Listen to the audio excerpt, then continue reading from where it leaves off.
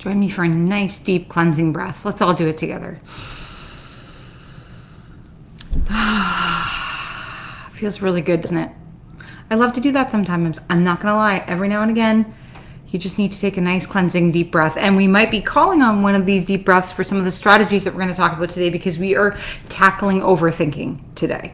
That is the topic we're tackling. And I'm saying tackling specifically because realistically, overthinking is one of those really kind of challenging aspects of being an empathetic woman or someone that identifies as a woman. This is one of the challenging aspects because while empathy, and I'm always saying this, is such a superpower, and I'm so thankful for it, and for anyone else that is empathetic or identifies as someone that is highly sensitive or very emotional, you know how easy it is to get caught in the trap of overthinking. It's like we talked about a little while ago about a thought spiral, and overthinking is kind of one of the main aspects that puts us into one of these thought spirals where we have a thought and then we think it and then we think it and then we think it and we think it so much and we think over and over and over about the same thing that it brings us into a spiral and it takes us on a loop. So this overthinking piece is kind of that like first step in understanding, like, am I on the precipice of having a thought spiral? Like, is this going to take me down the rabbit hole? And being more mindful of when am I overthinking, like what situations am I overthinking in, and like what can I do when I start to sense it. The more tools you have in that way, the more you can start to have awareness and build awareness around overthinking, know what it feels like, know what to do when you have some of those situations arise. But that doesn't mean it's not a challenge, because, and I've said this before here in the community, so much of what goes on in our brain is happening without our consciousness. It is subconscious. It is on autopilot. It is like the movie Groundhog Day, and I feel like every time I say that, I think to myself, you're a movie Groundhog Day, Denise, but that's no matter. But to be fair, a lot of this overthinking comes from the fact that we get stuck in these patterns or loops or ways of thinking, or we ruminate on one specific thing so much that it then becomes kind of built into the program of our brain, and it becomes more challenging to either see it. And then if you see it and you have awareness around it, okay, how do I manage it? Because obviously you can't stop your thoughts. If we stop our thoughts, I always say, if you have no thoughts, you have zero thoughts, nothing at all, I don't know how much you're living at that point. So it's really difficult to not like to have no thoughts at all, but getting to a point where you can practice non-attachment to some of the thought patterns, especially the ones that ruminate and that are coming up as they become overthinking for you, some of those kind of trigger points, building awareness around it, and then understanding, okay, what am I going to do about it so I stop having this come up over and over and over again? That's what we are tackling today, and that's why I called it the overthinking beast, because that's what this is. And to be honest with you, it's funny, like way back before I was on my own therapeutic journey and going through my own stuff, like I almost wore like overthinking as a badge of honor. It's like that became part of my identity. Like, yeah, I'm overthinking. Like, I'm a total overthinker. It makes sure I do everything right and I do everything perfect, because I just overthink to the point where I see every single angle and I investigate and know everything that's going to go wrong, so I can put all these plans in place. Like, it was like, for me, like this thing that I wore with pride. And I didn't have the capacity and I didn't have the wisdom or knowledge to know, like, wait a minute. No. Like, it's good to be organized, and it's good that you want to make sure that you have all your bases covered, but that catastrophic overthinking and over planning because you're expecting something to go horribly wrong, that is a pattern. But again, I didn't have that knowledge. And that's why, I bring so many of these topics to you here in the community, because I want you to have this information at your fingertips so that you can start to build awareness around it, so you can notice what's happening in yourself. Because before you can change anything, and before you could do anything to personally evolve or work on your own personal development, self-healing, whatever you might want to call it, like, you have to have awareness. It sounds so simple. And, people want, my client work always say, like, that's so, what do you mean? I'm just like having awareness around it. Like, I don't get it. Like, what am I supposed to be doing with that? And sometimes the answer is nothing. You're not supposed to be doing anything with that. What you're supposed to be doing is building awareness and noticing your patterns. And I think for empathetic women, especially, noticing the patterns around overthinking is going to be key here. So I think to begin this topic, you have to ask yourself the question, do I identify as somebody that overthinks? And not only do I want you to just like cognitively tell me, meaning like answer directly from your mind, I want you to sort of tune in and dial in and listen to what the body is saying as well too. Like when I say the words, do you identify as an overthinker? What do you feel inside? Do you feel some tenseness? Like for me, even if I were to describe this to you, like I feel a little bit of like tension and warmth in my chest here. Like I almost feel like I want to go like this a little bit, like because I am someone that identifies or has identified in the past as being an overthinker. And now for me, it's almost like a trigger point for me. Like, oh, I don't want to be that way, right? Like I'm like almost like an avoidance thing. So I want you to pay attention as well to not only what your brain is saying, but what your body is saying too. Like pay attention to that physical representation of what it means to say, I am someone that struggles with overthinking. And if there's any sort of shame coming up or guilt coming up with that, just practicing sitting with it and saying, you know what?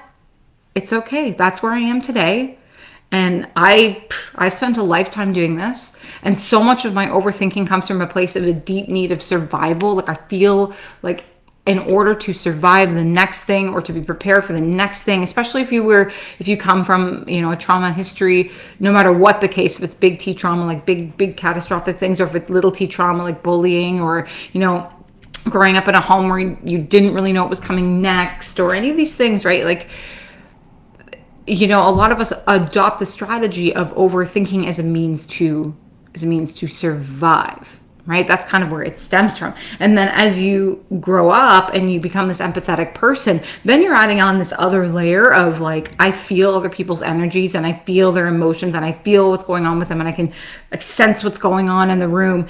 And while sometimes, again, that is a superpower, and it is a superpower, if you're not honed into that gift, it's very easy to misread a room sometimes, I think, or read too heavily into things. And then you start to like really, really, really overthink. And, oh my gosh, that person doesn't like me, or they're mad at me, or they're upset with me. And that could be, maybe you're picking up energies from somebody else that you don't even know. Like without kind of honing that gift in, it can be really difficult to sort of discern between, okay, like, is this actually what's happening, or is there like cognition getting involved and I'm overthinking and I'm misreading the energy here and I don't know. It's just really important to understand, especially as empaths, this adds another layer to something that's already challenging, and that's managing this overthinking piece. So we've got a couple of aspects at play here. And that first piece is understanding, am I somebody that overthinks? And if you are wondering, like, I don't know if I overthink, if you are somebody that tends to like think worst case scenarios like me, where you have to have like a plan in place for absolutely every single thing, you are probably an overthinker. If you're somebody that wakes up in the middle of the night or has a hard time going to sleep because there's 5 million things going on in your mind, and no matter what you do, you can't get your mind to shh, you are probably an overthinker. If you have a hard time like managing your thoughts, if it just like goes and goes and goes even during the day, or if if something happens at work, or if you say something, let's say at work, or you give a presentation and you're like, oh my God, like, why did I say that? I should have just said this, and you ruminate and you ruminate and you ruminate about that thing, like, and you can't stop the thought pattern of that. That is another probably sign that you're struggling with overthinking. So just in case you weren't sure, I'm not sure like where I fall in terms of the overthinking scale, these are some things you're going to want to watch out for. We had this other, interesting layer of being empathetic people, and now we're worried about like taking on other people's energies and other people's feelings, and like trying to discern, is this mine? Is it theirs? Am I misreading the situation? Am I misreading their energy? Maybe my skill of empathy isn't quite evolved to the point where it's sharp and I know exactly, like I can rely on it, and I know exactly where this is coming from and all that stuff, because that takes practice as well too. And that third piece is like, okay, yeah, Denise, I've now identified that I'm an overthinker.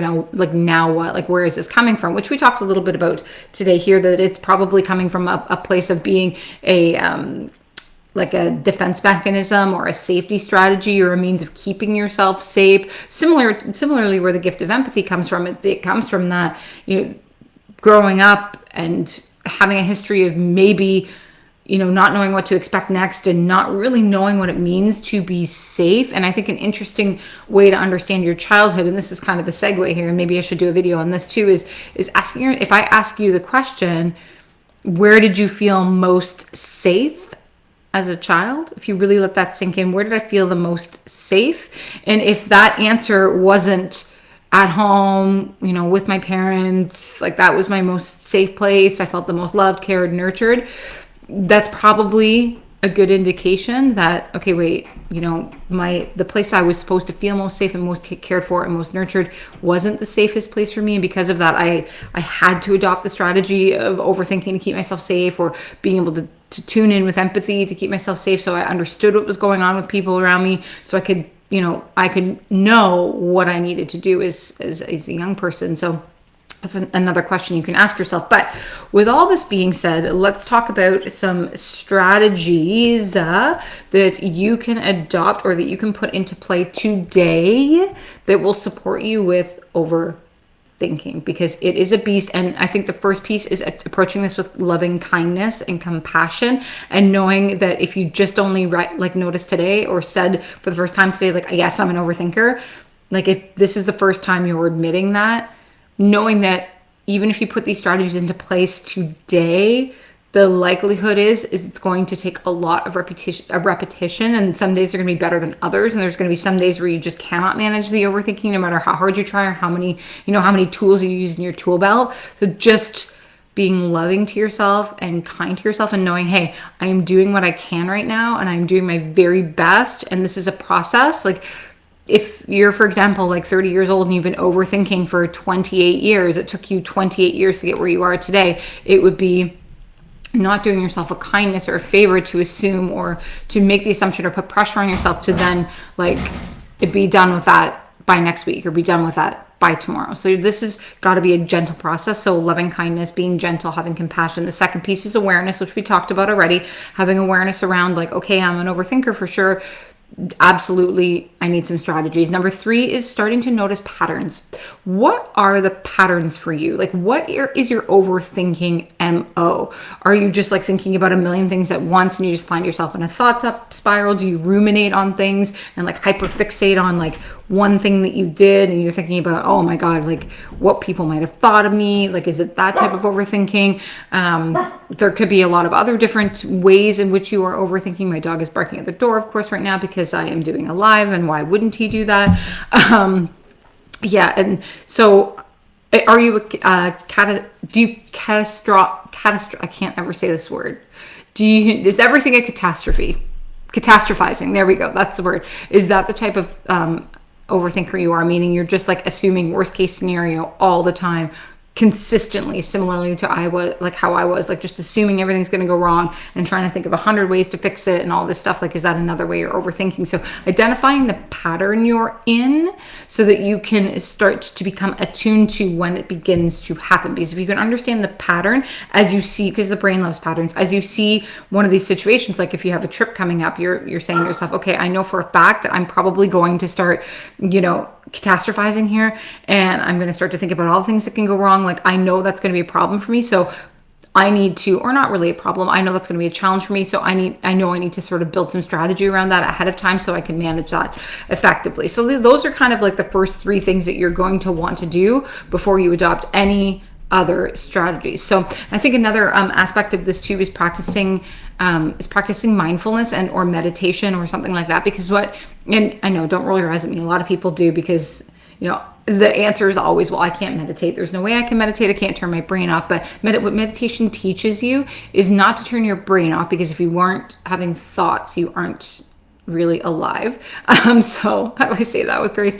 But what meditation does is it teaches you the non-attachment to thoughts. It teaches you to have a thought and be like, oh, okay, well, I'm overthinking. And just allowing that thought to pass without having to jump in and fixate on it. So practicing mindfulness, practicing being present, doing activities like we just did here with when we notice the body, like as you start to overthink, like turn your attention less to here, because that's where it's going to want to go, and drop it down into the body and start to, instead of overthinking, start to describe all of the feelings you're having in the body. Oh, I feel warmth in my chest. I feel some tingles here. I feel my throat kind of like scrunching up here. I feel like tension in my jaw, and start to list some of those instead of getting caught up in the brain.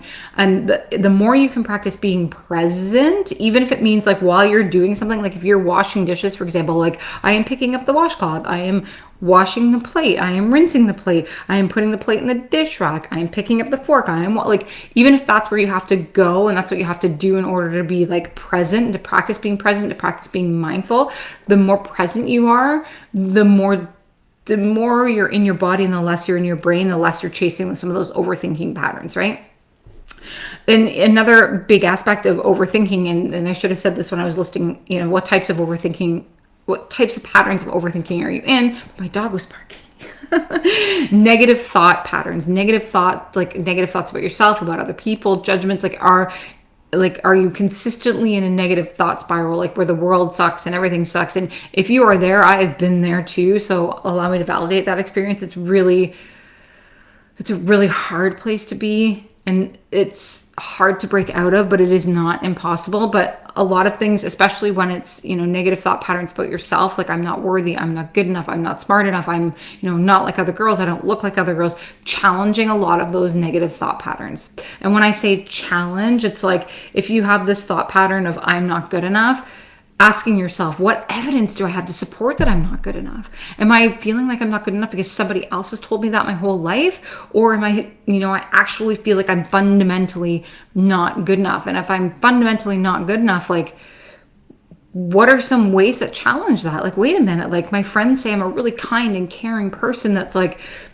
that's so worthy of love and happiness, and people always are smiling at me or sharing things with me, or they're always telling me what a good job I'm doing. That's what I'm talking about, challenging negative thoughts, like finding the evidence to support the opposite of what the negative thought is, right? And I think what's important here too is I think we get all stuck in this comparison overthinking. And this is where kind of supposed to culture is coming into play as well too, through like social media. This is how you should think. This is how you should act. This is how you should be. This is what it means to be a woman. This is what it means to be acceptable to society, blah, blah, blah, blah, blah. Just kind of limiting how much you're letting those things influence you, and recognizing like, where are those things influencing me? If you're someone that's, scrolling TikTok or Instagram and you're consistently comparing yourself to all of the people that you're seeing on there, beginning to limit your exposure to some of that and understand, wait, I'm caught in a comparison trap, which if you've probably heard, comparison is the thief of joy. And this isn't helping. This isn't supporting my desire to begin to move away from overthinking. So I need to start to limit the exposure to that. We already talked about practicing self-compassion and the importance of that. And I think sometimes finding ways to engage in relaxation techniques, as much as that might be difficult for people, because a lot of people, especially my clients, will be like, well, I don't know how to relax. My mind's always going. My mind's going a million miles a minute. I'm always thinking about the next thing I have to do. I'm thinking about like what is going on, like what's my next to-do list, blah, blah, blah, blah. Finding a way that really brings some sort of activity that brings you peace.